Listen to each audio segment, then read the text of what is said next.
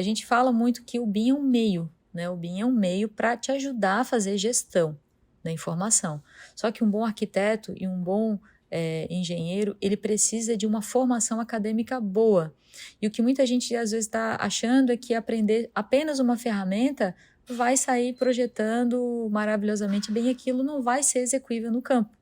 Então, uma das coisas que eu acho que a gente precisa simplificar o entendimento da importância do BIM, fazer com que esse é o grande, assim, virada de chave que eu acho que a gente precisa ter no Brasil, simplificar o discurso, para que as pessoas entendam a simplicidade da gestão, a simplicidade que é começar a utilizar BIM. O BIM é algo muito complexo, mas começar é simples, começar não é difícil. Fala aí, arquiteto, Júlio na área. E começamos mais um AECTech, aquele podcast sobre tecnologia na arquitetura, engenharia e construção. E hoje a gente está num cenário diferente, pessoal. A gente está aqui no cenário da AutoQI e eu começo até com uma frase: inovar é construir conexões que transformam vidas. E hoje eu estou com aqui uma pessoa muito especial, a Késia. E a Késia vai se apresentar e vai falar do projeto dela, que é sobre conexões. Késia, a palavra está com você agora. Legal, prazer estar falando com vocês aí, pessoal. Muito legal receber vocês aqui na nossa cidade, Floripa, Ilha da Magia, ilha também, né, das conexões, e que todo mundo sempre vem aqui no final do ano participar do BIMCREA, se conectar. É muito legal estar recebendo vocês aqui e poder conversar com o teu público. Muito bom, Késia. Eu queria que você se apresentasse, pessoal. Primeiro, quem é a Késia? Como que você acabou caindo nesse universo do BIM? O que te levou, né, a pegar essas oportunidades e falar, nossa, eu posso trabalhar com isso. E hoje você é aí uma das grandes influenciadoras, eu diria ali, para ajudar o Brasil ali a partir de implantar o BIM, e principalmente quando a gente fala de órgãos públicos e tudo mais. Você poderia se apresentar para o pessoal? Bom, pessoal, eu tenho uma trajetória assim bem inusitada. Eu já trabalho há mais de 20, acho que 26 para 27 anos na área de projetos. E aí, nessa área de projetos, eu comecei a atuar como cadista, inicialmente, né? Eu trabalhei muitos anos com AutoCAD. E nesse mercado, trabalhei na área de infraestrutura, na área também predial. Até que em 2011 eu decidi empreender, abri o meu próprio negócio, né? Trabalhei em obras da Petrobras, trabalhei em obras da Vale. Essa experiência, essa bagagem me deu confiança para empreender. No meio desse caminho, lá em 2012 para 2013, já tinha um ano e pouco de empresa, a gente ouviu falar de um tal de BIM, através de um TCC de um amigo nosso que a gente estava ajudando. A gente estava ajudando ele a incrementar o TCC dele, né? A ilustrar o TCC. E aí eu fui ler e entender, tentar entender. Comecei tudo errado, tá, Júlio? Achei que BIM era Revit, aquela coisa toda que todo mundo já tá cansado de saber, cansado de repetir, né? Eu fui pesquisar na internet e só via software. E achei que fazendo um curso de software eu iria aprender o que era BIM. Aí a primeira ideia genial que a gente teve foi, depois de fazer um curso, primeiro assim, vários erros, né? A gente parou o escritório todo e todo mundo foi fazer um curso de 7 dias, de 12 horas de curso, um intensivão, achando que isso ia ser maravilhoso, ser uma boa ideia, né? Fizemos 7 dias de curso, de domingo a domingo praticamente, durante 12 horas. Acabou o curso, a gente não tinha absorvido praticamente nada. O escritório tinha parado a sua produção durante 7 dias, né? Quase a gente levou um baita de um baque, né, com isso. E aí começamos a tentar fazer projetos que a gente achava que era em BIM. Nosso escritório era de instalações hidrossanitárias, de projetos de saneamento, né, de loteamentos. E aí a gente começou a tentar achar cliente que tinha projeto de arquitetura em BIM, para a gente começar, né, a trabalhar e compartilhar com eles. Em 2012, praticamente nenhum dos nossos clientes tinha isso. Era só projeto de arquitetura em CAD. O que a gente também, a segunda ideia genial que a gente teve? Pegávamos os projetos em CAD, recebia os projetos em CAD, você até já tá rindo, você até já sabe, né? Tá prevendo o futuro. Tá prevendo o futuro. Então, erros que nos custou muito dinheiro, porque a gente recebia o projeto em CAD, pedia para o cliente o estrutural, modelava o CAD, compatibilizava o projeto em estrutura e a arquitetura, não cobrava nada disso do cliente, porque ele não enxergava valor nisso, mas só assim é que a gente conseguia fazer o nosso projeto com com a qualidade técnica que a gente gostaria de fazer. A gente não fazia só o nosso projeto e que se lasque os demais, né? Só que isso nos custou muito dinheiro, porque a gente começou a afundar, né? A gente começou a ver que não conseguia vender pelo preço que era o justo. E aí a gente decidiu dar uma segurada, a gente deu uma parada, uma brecada no avanço, na adoção do BIM. E aí eu fui trabalhar como consultora para a Prefeitura de Florianópolis. Aí a gente continuou, voltamos para o CAD, tá? Olha só que coisa, que história triste, né? Retrocesso. Voltamos para o CAD e aí eu fui trabalhar como consultora da Prefeitura de Florianópolis, isso em 2016. Nesse contrato, meu trabalho nada tinha a ver com o BIM, era um contrato do BID, em que eu tinha que analisar, uma das minhas formações, especializações é planejamento e orçamento e controle. Então, nesse contrato, eu tinha que fazer análise de orçamento de 24 projetos do BID, que iam ser licitadas, escolas aqui da rede pública, e eu ia fazer tudo isso em CAD. E fiz tudo isso praticamente em CAD. Só que nessa oportunidade eu já estava estudando, né, eu tinha entrado numa pós-graduação e no IMBEC, e aí lá eu tive a oportunidade, o insight de usar uma das escolas como case para que a gente conseguisse validar de fato o uso e os benefícios do BIM. O secretário, na época, deu carta branca para a gente poder fazer, o Luciano Formigueri, que também é um grande amigo, parceiro nosso, né? Na época, foi ele que nos possibilitou esse arranque. E aí a gente conseguiu modelar disciplinas, né? Conseguimos fazer minimamente, conforme a gente entende, né, que a metodologia BIM nos orienta, que a gente trabalhe com a modelagem, um ambiente comum de dados.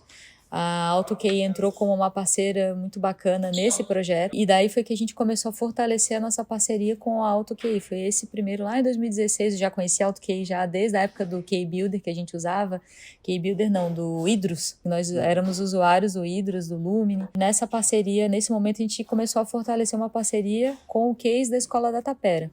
Esse case ganhou um vulto nacional e internacional, e foi através desse case que eu comecei a me projetar, principalmente na área do setor público, mostrando, contando para as pessoas a experiência, as dores, porque eu também, o terceiro momento eu sempre falo que a minha vida tem vários erros importantes e marcantes. O terceiro grande erro nessa história toda que eu estou contando para vocês foi achar que a gente poderia chegar no setor público e virar o botão e ser uma mágica, né? Transformar tudo da noite para o dia, e não é assim. Nós não conseguimos fazer os projetos dentro da prefeitura, e é por isso que hoje a gente insiste, né? Insiste não, a gente tenta levar essa experiência para tantos municípios, tantos gestores públicos. Comecem a implementação do BIM nos seus municípios, contratando projetos em BIM, especificando, contratando. Porque a virada de chave de aprendizagem é muito grande, né? Então, nisso, Júlio, para resumir rapidamente, que eu já me estendi muito, mas que é uma história longa, mas eu acho que faz muito sentido contar tudo, né? Para entender qual foi o meu propósito. Nessa história com a prefeitura, foi a primeira vez que eu tinha trabalhado dentro do setor público. Até então, eu era prestadora de serviço, né? Trabalhava para empresas privadas que participavam de licitações públicas. E quando eu vi o benefício que isso gerou para a comunidade, porque a prefeitura conseguiu entregar na metade do tempo uma escola para uma comunidade carente. Isso transformou a realidade daquela comunidade. E isso até, toda vez que eu falo isso, me arrepio, porque é isso que acabou me mostrando, talvez o sentido do meu trabalho, que me move muito, é poder trazer o meu conhecimento, um pouco do meu conhecimento, para ajudar a transformar a vida das pessoas num mundo melhor, né? E quando a gente fala que não é só dinheiro, realmente o dinheiro é consequência de um trabalho com propósito, né? Então hoje é isso que me move muito.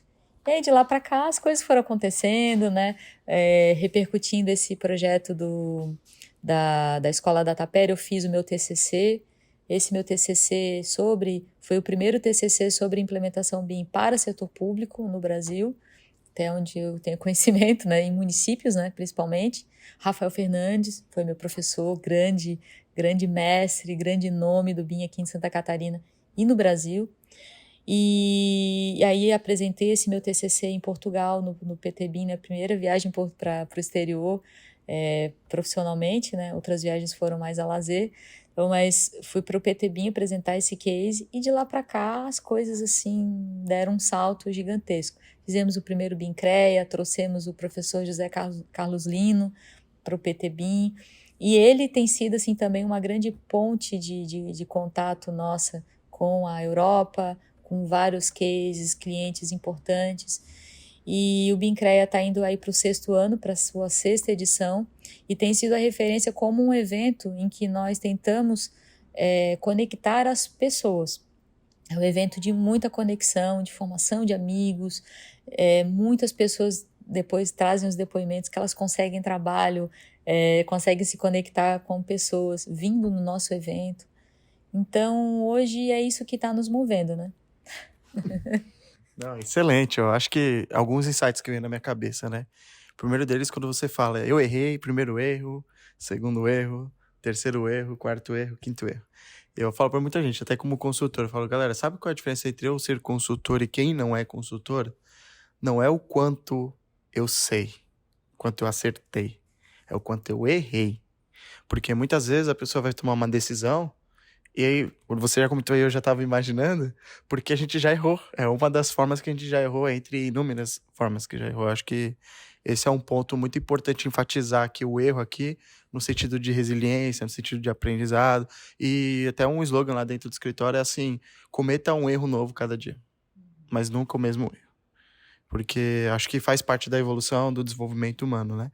E mostrar sua jornada aí, esse trailer, que eu sei que tem muito mais coisa, nesse pequeno tempo, pro pessoal que tá escutando ali o podcast, para eles entenderem entenderem também que assim, não é de um dia pra noite que o BIM implanta, que, né, muitas vezes tem aquele famoso ditado, né? Sem saber, foi lá e fez, né? Em alguns casos dá certo. Até falo assim, implantar BIM para um escritório menor, um privado, o cara tem 4 funcionários, o cara é muito rápido de fazer essa implantação. Você vai trabalhar numa implantação já num órgão público, que esse é um ponto que eu vou perguntar para você, eu já acredito que tem outras complexidades, porque além daquele processo, tecnologia, pessoas, existe um ponto muito específico chamado política. Então a gente sabe que Eu queria que você falasse um pouquinho pro pessoal, assim, o seu projeto, o seu propósito que você está atualmente, né? Os desafios e o que você acha que está sendo necessário hoje ter de mudança para que a gente tenha. Eu acredito muito que o Brasil possa ser, sim, uma das grandes referências do BIM no mundo, porque a gente vê aqui pessoas incríveis que passaram nesse podcast, que mostrou que está ganhando, sim, dinheiro usando tecnologia. O BIM é uma delas, né? Um desses pilares. Eu queria que você falasse um pouquinho disso para o público. Olha, eu viajando, assim, as experiências que eu tive em alguns países que a gente teve a oportunidade de ir nos últimos 3 anos, como se fui para Portugal, tive no ano passado no Summit da Building Smart em Roma, estive em Madrid num evento muito bacana no Rebuild, e esse ano, agora em maio, a gente está indo novamente para o PTBIM. A gente tem muita coisa bacana acontecendo aqui no Brasil. E muitas vezes a gente acha que a gente está muito atrasado em alguns aspectos. E eu acho que não, nós estamos muito bem em alguns pontos. Aonde é que eu acho que a gente perde feio assim, em relação à oportunidade que a gente está vivendo hoje no país, economicamente, de possibilidades. O Brasil é um país muito rico em vários aspectos. A gente tem necessidade de infraestrutura, a gente tem necessidades imensas assim, para fazer muita coisa acontecer. Mas a gente não está com a academia pronta. Não estamos aí com os profissionais sendo colocados no mercado. Nós temos aí muitas pós-graduações, mas às vezes as pós-graduações elas não estão sendo práticas, né, ao ponto de formar o profissional que o mercado de fato precisa. Indo para o setor privado, a gente ainda tem uma dificuldade das pessoas entenderem que o BIM não vai fazer um projeto melhor. Então, isso é uma coisa que a gente discute muito, a gente tem vários grupos de discussão. A gente fala muito que o BIM é um meio, né? O BIM é um meio para te ajudar a fazer gestão da informação. Só que um bom arquiteto e um bom engenheiro, ele precisa de uma formação acadêmica boa. E o que muita gente às vezes está achando é que aprender apenas uma ferramenta vai sair projetando maravilhosamente bem, aquilo não vai ser execuível no campo. Então, uma das coisas que eu acho que a gente precisa simplificar o entendimento da importância do BIM, fazer com que esse é o grande, assim, virada de chave que eu acho que a gente precisa ter no Brasil, simplificar o discurso, para que as pessoas entendam a simplicidade da gestão, a simplicidade que é começar a utilizar BIM. O BIM é algo muito complexo, mas começar é simples, começar não é difícil. E aí, respondendo a tua pergunta com relação aos órgãos públicos, eu acho que dá para a gente usar até dos dois lados, o órgão público e também o setor privado. O setor privado tem uma dificuldade muito grande de gestão, né, Júlio? Muito grande. A gente vê que o pessoal não sabe precificar projeto, não sabe cobrar por ele, não sabe fazer o controle das horas de controle da sua equipe. Muitos usam a ferramenta em substituição ao CAD e continuam fazendo aquele mesmo processo, igual que a gente fazia antigamente, né? Manda por e-mail, o cara recebe, aí outro olha, o cliente não participa da elaboração do projeto. Ainda nós estamos numa transição que a gente agora, com o BIM, não precisamos mais compatibilizar projeto como uma disciplina de compatibilização. Antes a gente precisava disso no CAD.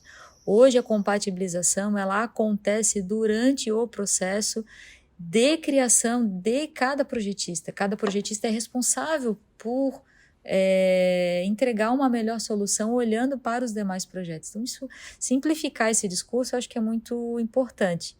Para o setor público, a simplicidade do setor público, talvez de fazer uma adoção de BIM, ela pode ser grande, mas para ele pode iniciar a licitar um projeto em BIM em 3 meses, muito rápido. Puxa, mas esquece, acho que você está enganada. Não estou. A gente tem cases reais, a gente tem exemplos de que a gente viu acontecer dessa forma. Porque o gestor público ele tem que aprender a contratar projeto. Se ele for executar o projeto dentro de casa, aí tudo bem. Aí o tempo de execução, a curva de aprendizagem, até ele adquirir os softwares, até ele reestruturar os processos dele, vai realmente muito mais tempo. Depende da vontade política, depende do secretário querer, depende da equipe toda estar engajada, depende de muitos fatores. Na iniciativa privada, você sabe, né? Na iniciativa privada, se o dono da empresa decidir, cumpra-se. No setor público não é assim. Você tem que engajar, fazer um esforço psicológico de engajamento muito maior. Setor público querendo contratar projeto em BIM, ele precisa especificar corretamente o que ele quer. Ah, mas eu não tenho CDE. Coloca o CDE na licitação e o terceirizado que você está contratando te oferece o CDE, te oferece o acesso. Coloca esse custo lá na licitação. Ah, mas eu não sei o que é BEP, não tem ninguém que saiba fazer BEP. Hoje já tem licitações e tem vários materiais disponíveis com modelos de pré-BEP. Coloca o pré-BEP na licitação. A empresa que for contratada vai fazer o BEP. Ah, mas eu não tenho como visualizar o modelo. Tem softwares de visualização gratuitos. Você pode visualizar. Ah, mas eu não sei como estudar o modelo. Coloca horas técnicas do projetista que está desenvolvendo o projeto para você, te orientar como verificar esse modelo ao passo que ele vai sendo construído. Isso você consegue fazer em um pouco espaço de tempo. Mas precisa de muita vontade e muita energia, né? Não sei se eu consegui responder essa... Não, excelente. Acho que você respondeu sim. Acho que deu até pra fazer uma timeline ali. Pra quem não entende, porque assim, é realmente o que você falou. Eu venho muito do privado, eu sei as dores, né? E muitas vezes a gente até uma das perguntas de requisito para implantação qual é a prioridade de 0 a 10 para você nisso? E eu pergunto que a gente mandou um formulário. E aí, geralmente, se é o dono que tá respondendo e ele dá 5, eu falo, ele não quer implantar BIM. Ele quer uma tecnologia. Uhum. E a gente até pergunta, qual dor você quer resolver? Por que você quer isso? Uhum. Né? Porque eu acho que é muito importante ele ter clareza, que aí tem muito mais a ver com o que você falou de gestão. Eu pergunto, você faz hoje controle de horas? Se ele responde, eu falo, sim. Eu pergunto, qual metodologia você usa? Você usa um Trello, um Asana, um ClickUp? O que você usa de ferramenta? Uhum. E eu pergunto também se ele tem alguma metodologia de desenvolvimento de projeto. Você usa Scrum, você faz um ciclo PDCA, qual que é o padrão que você utiliza hoje de desenvolvimento de projeto e se isso você está metrificando, tem indicador e etc. Uhum. Então, o que eu percebo é que todas essas perguntas foi o que você falou, da mão para o CAD, do CAD para o BIM, e muita gente... Eu fiz um podcast muito legal com o professor Nardelli, que a gente fala sobre a mera semelhança de tradução de como se aprende as ferramentas, e as pessoas tentam só transitar como ela aprende uma coisa para outra. Uhum.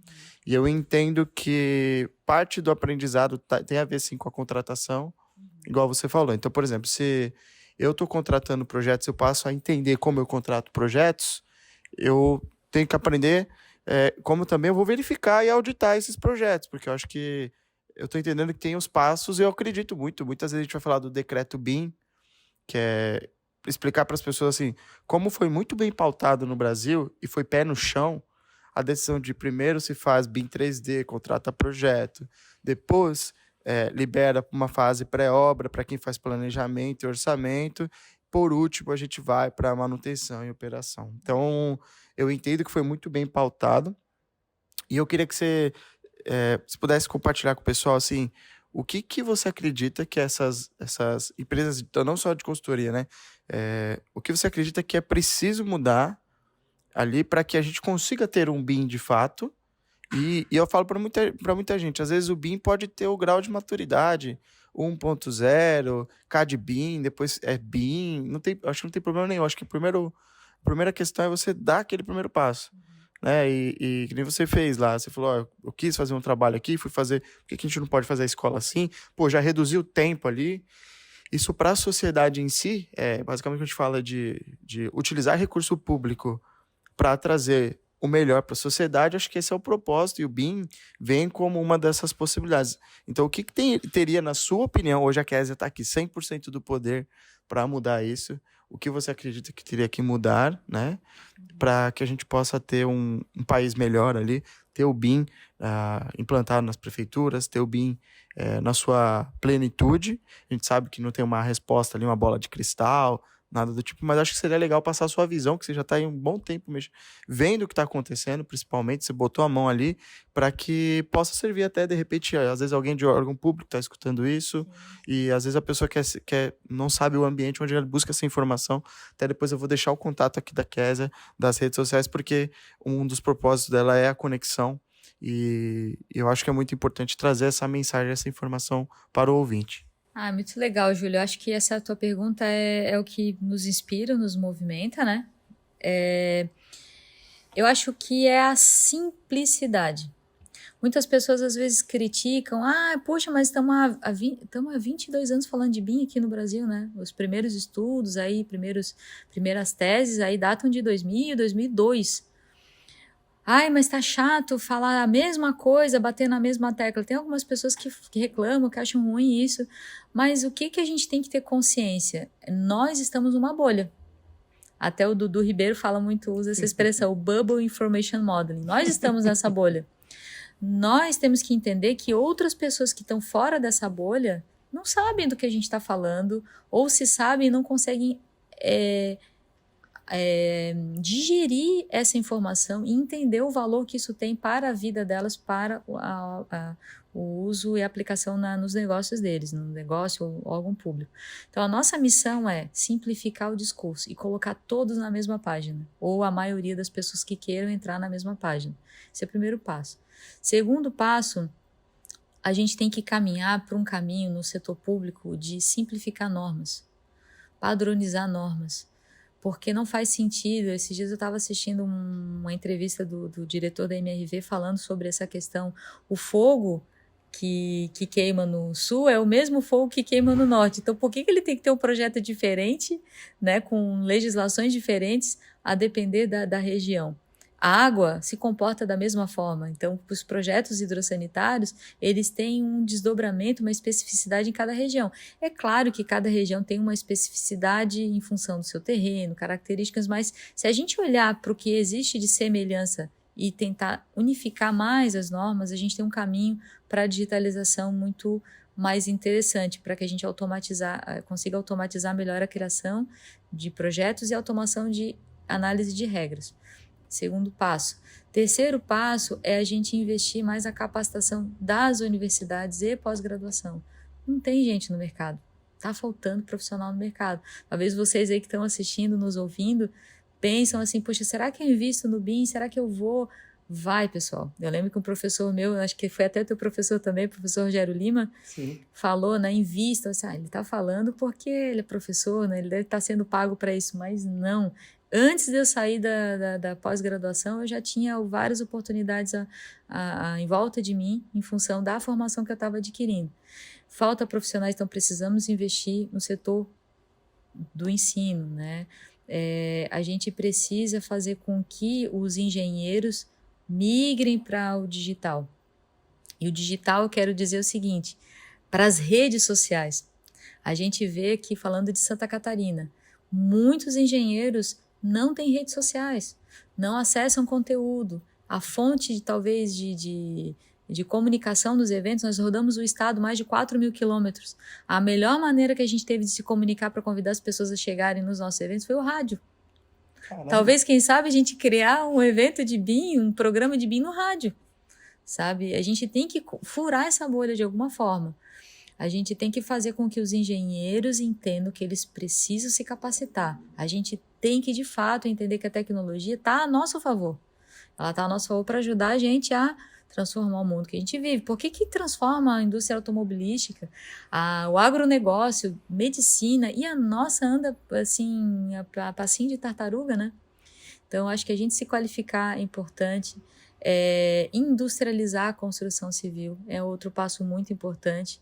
E aí, indo para o setor público, a gente tem um passo talvez mais importante ainda, que a gente tem a nova lei de licitações, mas é necessário investir numa reestruturação da forma como o setor público contrata projeto.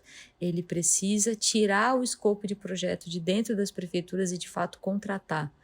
Aprender a contratar, aprender a receber. Temos parque tecnológico para receber todos os projetos em BIM? Não temos. Temos que reestruturar essa gestão de recebimento dos projetos, auditoria desses projetos. A gente tem, Júlio, mais de 5.000 municípios para trabalhar.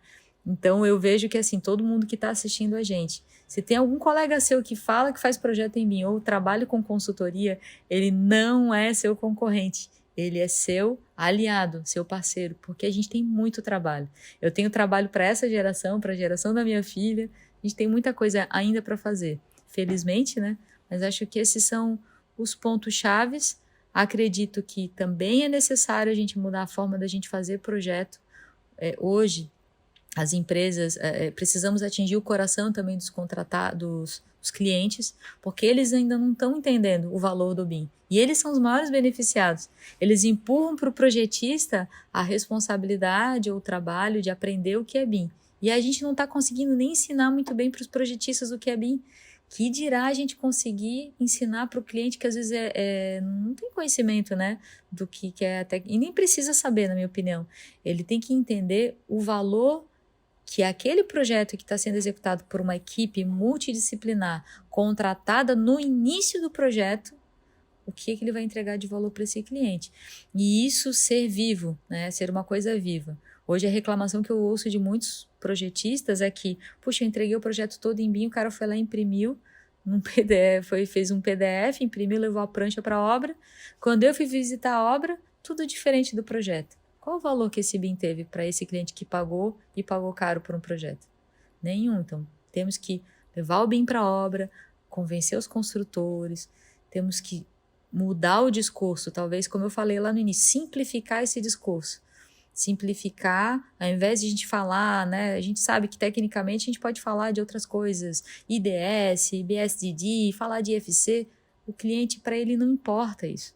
Importa é que ele vai ter uma obra com uma maior eficiência, né, com as características que ele de fato está contratando ali para resolver o problema dele. Acho que resumidamente era isso. Não, tem um gancho que eu acho que você puxou aí que eu acho que é muito importante. Muitos me perguntam, Júlio, como eu vendo BIM pro meu cliente? Todo mundo aqui vende alguma coisa. Você tá vendendo sua imagem, o seu tempo, uma ideia, alguma coisa você tá vendendo, né? E eu descobri que assim, eu tenho pais que são vendedores. Eu acabei tendo essa veia muito de vendedor. E aí eu acredito muito quando você acredita muito no que você faz, você é muito bom naquilo que você faz, você vende aquilo. Aí se torna um negócio, etc.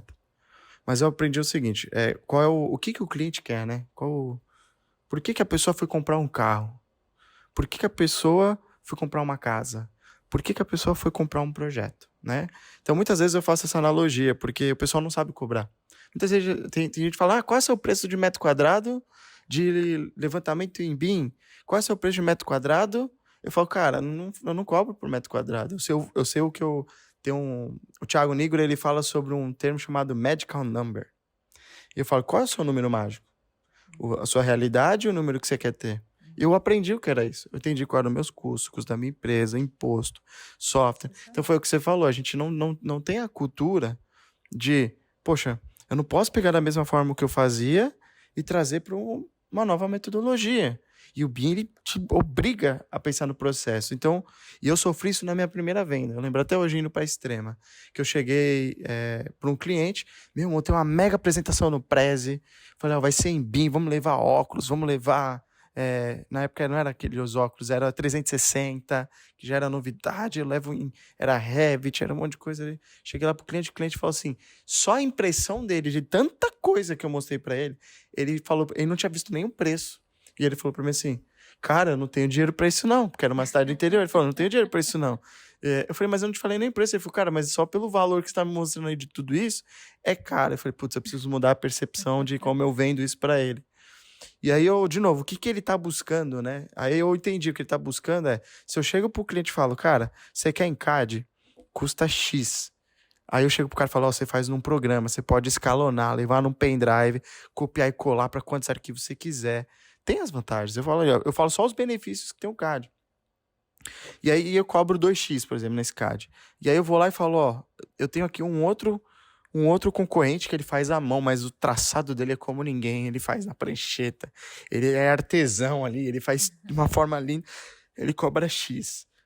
E aí chega o cara e fala, não, eu faço em BIM, que eu entrego em 3D, eu te dou quantitativo, eu faço planejamento, orçamento, eu faço render, eu te dou tudo. E eu cobro 3x, 5x. Porque o valor percebido é o que você acha. Porque quando alguém fala pra mim... Você precisa. É o que você precisa e é a sua realidade. Exato. E aí quando eu falei na maioria das vezes quando a pessoa não vê o valor, ela fala, eu quero o X. O primeiro lá, o mais barato. Porque para ele, o que ele tá procurando, independente se é CAD, a mão, é BIM, eu demorei anos para descobrir isso que eu tô falando, pessoal. Ele queria o projeto. Se você ia fazer no BIM, se você ia fazer no CAD, se você ia fazer à mão, de novo, ele tá te contratando, arquiteto e engenheiro, porque ele quer o seu projeto. Aí eu mudei a forma de vender.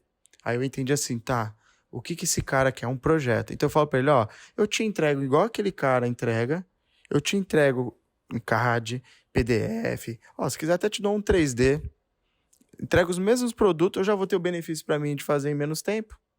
Então, se eu faço menos tempo, a minha hora já é mais cara, logo, eu tô ganhando mais já. Se eu cobrar o mesmo valor, ponto. Só que eu aprendi isso daí com os fast foods, tá? Até dando uma dica aí de venda. Que era assim, você ia no Burger King, você falava, quero 2 por 15. Acho que saiu uma pesquisa, se eu não me engano, era de 80% a 90%. Pegava por mais R$10 batata e coca. É um gatilho mental. É um gatilho. Chama upsell. O cara vai vender a mais e mostrando o quê? Valor. Então, se eu boto tudo na mesa o que o BIM traz, eu não vendo dessa forma. Eu boto tudo na mesa e falo pro cara, você vai demorar 4 anos para implantar e você vai gastar X milhões para ter isso aí. O cara vai olhar e falar assim, Júlio, você tá doido. Eu tenho que entregar projeto, não dá. Assusta, né? Assusta. Então, eu entendi que o meu discurso de venda do produto BIM tinha que ser pautado na minha realidade / necessidade de cliente. E aí foi quando eu criei uma metodologia que eu falei, e aí minhas vendas aumentaram muito mais. Hoje eu tenho cliente que fala, você me entrega em CAD? Eu falo pro cara, se você quer que eu te entregue em CAD, eu faço em BIM. Se você quer um trabalho em CAD, você tá pagando o preço de BIM num CAD. Eu não falo que ele não viu o valor, ele tá pagando caro. Eu falo pra ele, mas pode ser melhor. Mas eu também não deixo de entregar pro cara porque eu preciso de dinheiro. Você precisa ter que pagar a conta, você precisa ter que... você tem que sobreviver e também ter lucro. Ao mesmo tempo que eu comecei a falar, cara, como que eu mostro valor pra esse cara? E aí eu começava a gerar amostras. Olha, vou te entregar um quantitativo aqui de piso. Aí o cara falava, outro cara já não entregava. Eu começava o quê? De uma certa forma, catequizar o cliente, gerar necessidade, gerar uma dor pro cliente, que aí chegou no momento que eu falei, cara, agora você quer continuar mais 10%. Porque muitos clientes me ligam e falam, Júlio, quanto eu cobro mais no meu projeto? Gente, como é que você fala pra alguém, olha, esquece tudo que você fez e usa o meu valor de base? Então, eu acho que, perto do que você falou, eu entendo que a percepção de valor é trazer pro simples também. Porque se o cara pega tudo isso e deixa o negócio eu falo isso pro Jonas, o pessoal que trabalha lá comigo, eu falo, gente, se a gente tem que dar mais de 4, 5 cliques para fazer o negócio tá errado, Se está muito complexo, o cliente está pegando no celular, está errado. Então, assim, a gente tem que analisar o que a gente está fazendo de errado, porque a gente tem uma mega oportunidade na mão, mas acho que não é todo mundo está entendendo como precifica, como faz gestão e como vê tempo. Então, é aquilo que você falou da academia. Na faculdade não se fala disso, né? Júlio, tem uma coisa muito legal que você falou aí, que eu vou dar uma dica, acho que é um livro bem antigo, mas acho que sempre fez bastante sentido para mim, eu já li acho que umas 3 ou 4 vezes, O Poder do Hábito. Esse livro, O Poder do Hábito, ele fala bem disso que você acabou de dizer, do gatilho, do anseio, você entender a necessidade do cliente. No momento que você entende o que faz sentido para ele, você consegue criar gatilhos para poder virar a chave, para fazer com que ele mude a forma dele de pensar e ele tenha uma percepção de valor sobre aquele produto, sobre aquele serviço. Então, eu acho que nós estamos precisando e podemos fazer essa transformação, mas tudo é muito... precisa ser, assim, pensado de uma forma muito estratégica. Os engenheiros hoje, a maioria dos engenheiros não tem perfil no LinkedIn, por exemplo. Querem vender projeto em geral, não só projeto em mim, mas querem vender projeto, mas não tem um perfil, não tem um portfólio, não tem um discurso de venda, não sabem se postar para poder vender a sua ideia, vender o seu conhecimento. Quando vão falar, querem vender o BIM para o cliente, mas na verdade o que a gente está vendendo para o cliente é a nossa hora, né? Como você falou, você está vendendo a sua hora técnica para resolver o problema dele. O BIM é um meio. O BIM é um meio. E se o cliente quer um projeto em BIM, ele tem que participar da solução do projeto. Isso sim é um projeto em BIM, é um projeto que ele colabora no setor público. Desculpa, deixa eu pegar. Não, pode não. No setor público, eu tive algumas experiências bem interessantes que eu acho que é legal contar para o pessoal, de repente alguém passando por isso. Eu já visitei algumas prefeituras que o prefeito falou para mim, aqui eu não quero esse tal de BIM. Por quê? BIM não funciona. Não funciona? Por quê? Porque eu fiz uma licitação e veio uma empresa que disse que ia me entregar tudo em BIM, e tudo lindo, tudo bonito, tal, 3D, e foi tudo em BIM? Foi tudo em BIM. Quando a gente chegou na obra, um monte de aditivo, pior do que se tivesse feito em CAD. Aí eu comecei a conversar com os técnicos, né? Quantas reuniões de projeto teve? Quando assinou o contrato e depois outra reunião quando a gente recebeu o projeto. Não teve ambiente comum de dados, não teve reunião para se discutir o modelo, não teve planilha de requisito inicial, não teve... isso é o que, assim, a gente fala muito nas aulas, eu dou aula em pós-graduação já há quase 5 anos, e aprendo muito com os meus alunos, aprendo a ouvir eles, a necessidade deles, eu percebo que eles não sabem o que é requisito, Júlio. Não sabem, porque na época do CAD, a gente fazia um negócio que era assim, a gente fazia uma planta, e botava lá uma linha lá, cor red, e depois a gente ia ficar mudando os layers, né? Se era concreto, mudava para cian, se era não sei o quê, sim, ficava brincando. No final, você fazia o memorial, e era ali que você tinha que fazer as especificações, e aí é ali aquele momento que você tinha que sentar com o cliente e saber qual é o piso, qual é a cor ali era o momento. Agora a gente tem que desconstruir isso. Não é mais ali naquele momento, é antes. E outro problema, a gente contratava os profissionais separadamente, agora a gente tem que contratar junto. Essas duas mudanças, o cliente não quer arcar com isso. Então, talvez aí, turma que está nos ouvindo, a gente tem que repensar, inclusive, as nossas formas de combinar as equipes de projeto.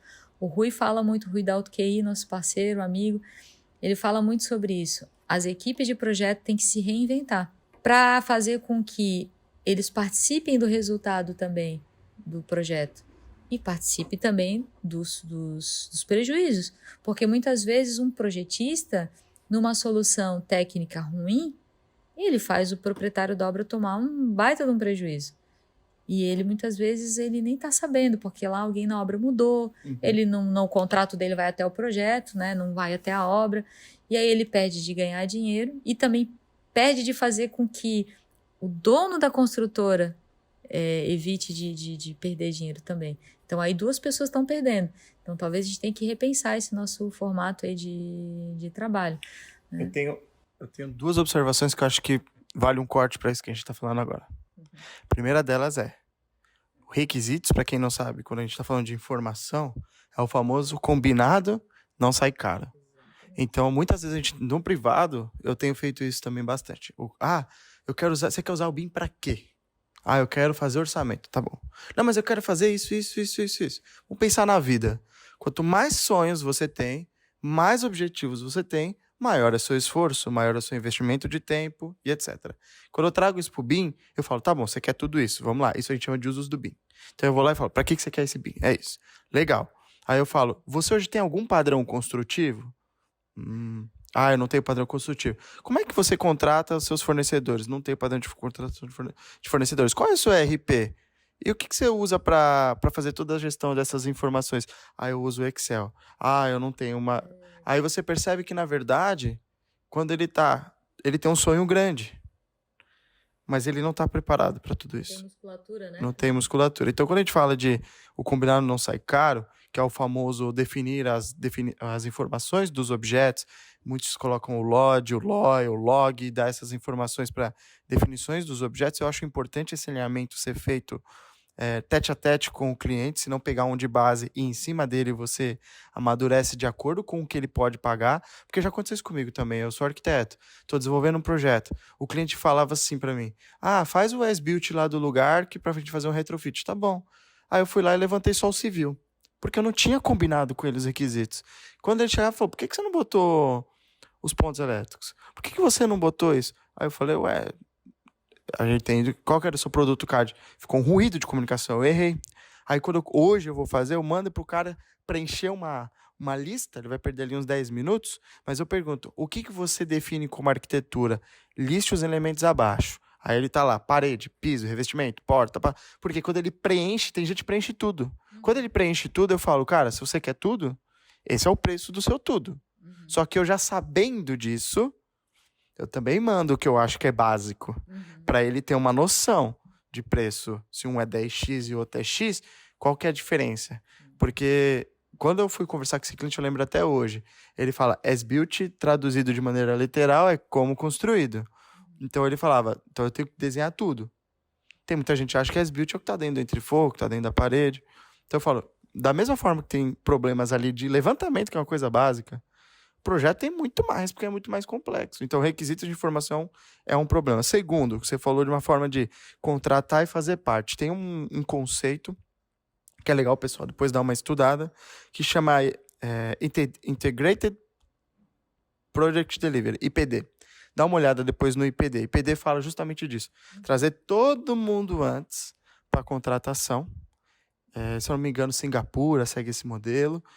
E aí você tem que contratar todo mundo antes, todo mundo em BIM, todo mundo usando a mesma ferramenta, o mesmo processo, usando a mesma ferramenta de hospedagem, que é o CDE, que a gente fala que é o ambiente comum de dados, para no final eu ter uma comunicação comum. E eles vão desde quando o modelo se ele é junto, o modelo federado, tudo é feito lá no começo. Então eles gastam muito mais energia numa fase estratégica, eles gastam muito mais energia com isso, numa fase de anteprojeto, por exemplo, e o executivo, na verdade, é uma fase muito menor, né?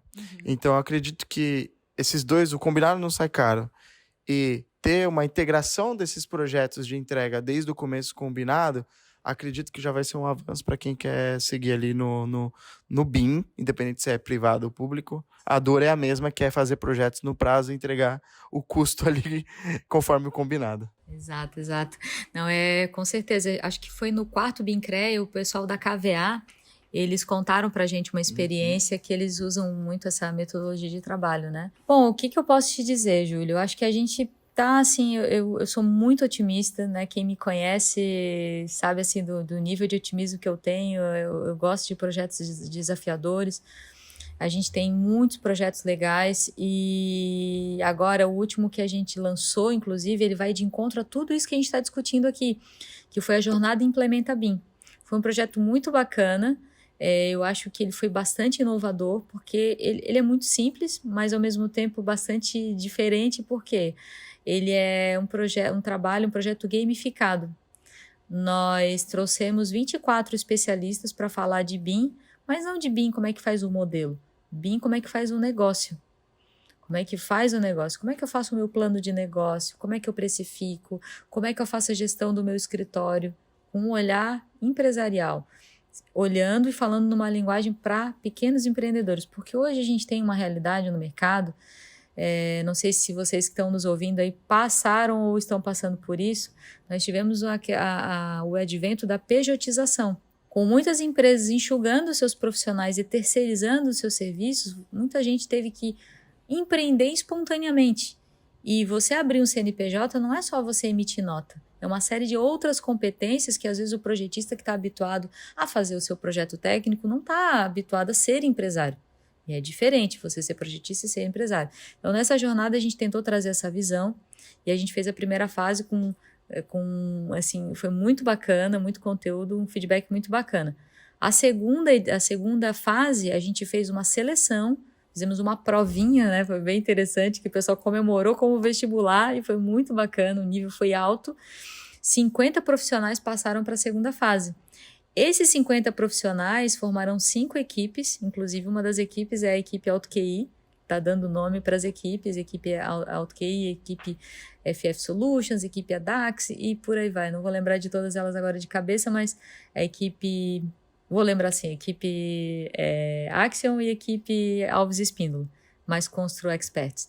Essas 5 equipes, elas vão receber um case real de empresas reais para desenvolver 3 artefatos. Plano de implementação, plano de negócio, mapeamento de processos e um fluxograma de implementação BIM.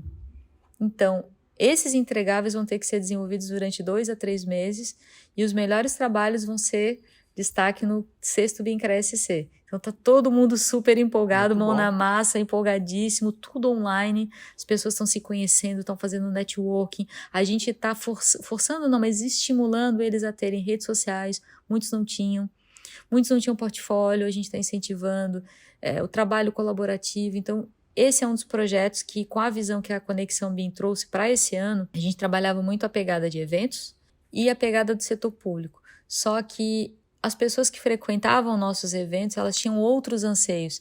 Então, a gente olhando para essa questão do livro, né, do Poder do Hábito, a gente tentou ouvir o nosso público. Qual é o anseio do pessoal da academia? Qual é o anseio do pessoal do setor privado, do setor público, que frequenta os nossos eventos? E aí, com isso, nós montamos 4 núcleos. O núcleo do setor, desses 3 setores e ainda o de eventos. Com isso, a Conexão BIM hoje, nosso carro-chefe é o BIMcre SC, que está indo para o 6º ano, é um dos eventos mais importantes para nós e acredito que para muitos aí já vieram nas edições. Um outro projeto que há 3 anos a gente tem muito importante é o Liga BIM Prefeituras Online. Desse projeto nós derivamos 2 edições, estamos indo para a 3ª do Liga BIM Prefeituras presencial, com rodadas pelos estados, e esse ano a gente vai rodar em outros estados através dos nossos parceiros que a gente está disseminando pelo Brasil. Esse projeto nos rendeu um artigo para o PT BIM, que a gente está indo lá em Portugal contar o que a gente fez, então muito legal. Aí dentro do setor privado, dentro desse núcleo privado, a gente tem o Implementa BIM empresarial, é focado para empresas. A gente tem agora os encontros online também empresariais para discutir dores, problemas e cases de sucesso. E por aí vai, né? Temos jornadas empresariais, a gente tem um projeto muito legal também que em breve a gente vai lançar para o público em geral, estamos ainda em fase de piloto de teste, mas é o projeto Let's Talk About BIM, que é um projeto que a gente trabalha tópicos da Building Smart. A gente criou um grupo de estudo sobre a Building Smart, todo em inglês. Então, muitas oportunidades eu já perdi. A maioria dos meus projetos são dores que eu já vivi e que eu não gostaria que as pessoas vivenciassem. Então, a gente discute os temas da Building Smart todos em inglês com pessoas que não sabem inglês. Estão aprendendo inglês e aprendendo BIM. Então, e aí a ideia é a gente... E ainda tem um 3º propósito, tá? Não é à toa. O propósito é, essas pessoas que estão nesse curso são as pessoas que vão para o PT BIM conosco, que precisarão aprender rapidamente, né, de forma relâmpago, tratar o ouvido delas, porque as palestras, algumas delas são em inglês e não tem tradução simultânea. E eu apanhei muito nos eventos que eu fui internacionais, então agora já não apanho mais, né? Então a gente está ajudando os colegas. Devemos fazer a próxima turma para Building Smart em Marrakech, então já o pessoal que quiser viajar e quiser aprender BIM, quiser aprender inglês, a gente está com esse projeto. E vamos fazer uma missão provavelmente para o Peru no mês de agosto. Então, essas missões técnicas voltadas para o setor privado. Para o setor público, a gente ainda tem outras ações, que é desenvolvimento de ETP, desenvolvimento de editais, desenvolvimento de plano de risco. Então, várias assessorias a gente dá para o setor público e a gente está expandindo essa gama de serviços, auditoria de apoio na auditoria de modelo para o setor público. Enfim, eu acho que é muita coisa aí e a gente está sempre desenhando parcerias. Eu fiquei muito feliz quando eu te conheci lá em São Paulo, já tinha ouvido falar de vocês. Eu prezo demais por parcerias, gosto demais de conectar pessoas e sempre falar o seguinte: contem sempre com a gente, porque nós temos muito trabalho a fazer e a gente não vai conseguir nem aqui em Florianópolis fazer sozinho o que tem para ser feito. Então, imagina no Brasil inteiro. A gente tem que unir forças, unir visões, ou compartilhar, né, as visões, para que talvez um trabalhe de uma forma diferente, mas que o objetivo, o propósito seja o mesmo. Né, a gente melhorar. O propósito não é fazer com que todo mundo conheça BIM. Isso é talvez o meio do caminho. O principal objetivo é a gente transformar o nosso país num país melhor, que a gente tenha escolas, hospitais, obras públicas de qualidade, executadas num tempo adequado, e a gente tenha isso como um retorno aí para... a gente veja isso no nosso bolso, né? Afinal Sim. de contas, a gente contribui com os nossos impostos e a gente não consegue ver isso num retorno de forma eficiente. Então, acho que esse é o nosso principal propósito. Ajudar a transformar o lugar onde a gente vive num lugar melhor, com melhores recursos, com mais recursos naturais, usando a tecnologia a favor da engenharia e da arquitetura. Não, primeiro assim, como essa mulher consegue achar tempo para fazer todo esse projeto? Quando eu falo pro pessoal, o Júlio também fala, Júlio, onde você arranja tempo? Eu falo, o que você tem feito? Quais são as suas prioridades, né? Parabéns, acho que primeiro por todo esse movimento, acho que você vê toda a oportunidade também, dá para ver o carinho, a paixão, acho que você viu a oportunidade de desbravar e ver também que tinha muitas pessoas ali, né? Você falou do Rafael, do Rogério, que são pessoas que eu conheci, são incríveis. E a gente até traz podcast justamente de todas essas pessoas, porque a gente sabe que todo mundo tem uma história para contar. E eu gosto de compartilhar isso com o ouvinte para ele também entender, assim, eu sei que com já essas mais de 40 pessoas que passaram aqui, uma dessas pessoas eles vão se identificar, né? E aí, de repente, ele consegue achar um padrão ou uma inspiração. E eu acho que você tem sido uma boa inspiração aí para todo mundo. Eu queria agradecer você, tá bom? Puxa, que legal. Eu que agradeço a oportunidade. Eu até, assim, eu fico até às vezes constrangida, né? O pessoal sempre fala que eu sou especialista em BIM. Eu acho que eu sou uma entusiasta, né? Porque tem tanta coisa, né, Júlio, pra gente aprender, né, pra gente avançar, mas eu sou muito grata porque eu sempre tive uma sorte muito grande. Eu errei bastante, mas eu tive uma sorte que eu sempre tive ao meu redor pessoas muito generosas, que me ensinaram muito. Desde professor Sérgio Chia, professora Regina Ruschel, professora Rosângela, assim, a lista é imensa. Inclusive, tá no meu roadmap aí de projetos, um dia escrever talvez uma revista, quem sabe, que a gente até já deu um nome, que é a Odisseia BIM. O nome da Odisseia BIM, contando a trajetória do BIM no Brasil e um pouco da história dessas pessoas que hoje, acho que os maiores especialistas em BIM foram alunos dessas pessoas que empreenderam, né? A gente brinca, né? Abriram a facão aí, a picada a facão, né? Os desbravadores. Então, eu sou muito grata por ter tido tanta gente. Até hoje tenho muito aprendido e tenho recebido sempre muito carinho de todos que começaram muito antes de mim. Espero poder ajudar as pessoas e formar novas Késias, novos Júlios aí, né, para a gente continuar essa missão. Já deixo aqui o spoiler, a gente também está lançando o Anuário BIM de Santa Catarina. Estamos lançando o Anuário BIM, então acessem os canais da Conexão BIM, www.conexãobim.com.br.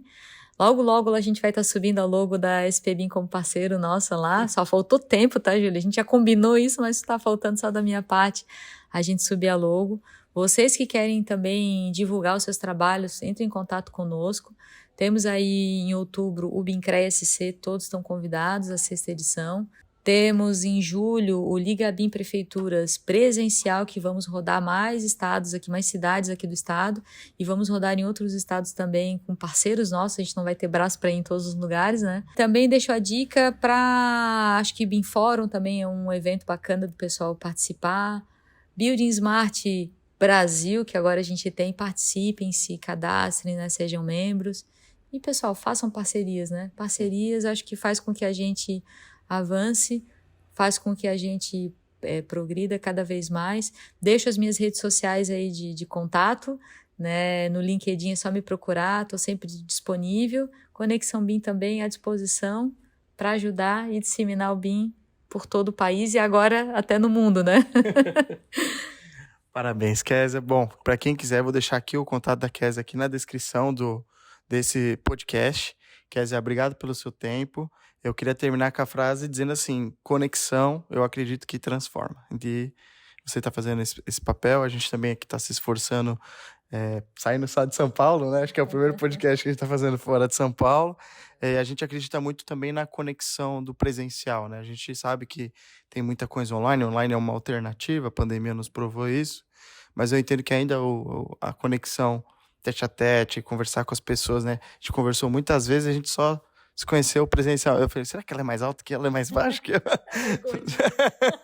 Então, assim, eu acredito que ser humano é passar por tudo isso. Queria agradecer seu tempo. Pessoal de casa, não se esqueçam de dar aí 5 estrelas, ajuda no Spotify, compartilha com um colega aí que quer implantar BIM em prefeitura, e depois eu vou deixar aqui os canais de contato da Kézia, caso você queira se inscrever, participar do Liga BIM, participar, a gente precisa de muita gente boa para fazer o Brasil ir para o próximo nível. Obrigado e até a próxima, pessoal. Obrigada, Júlio. Valeu, gente. Obrigada, até mais.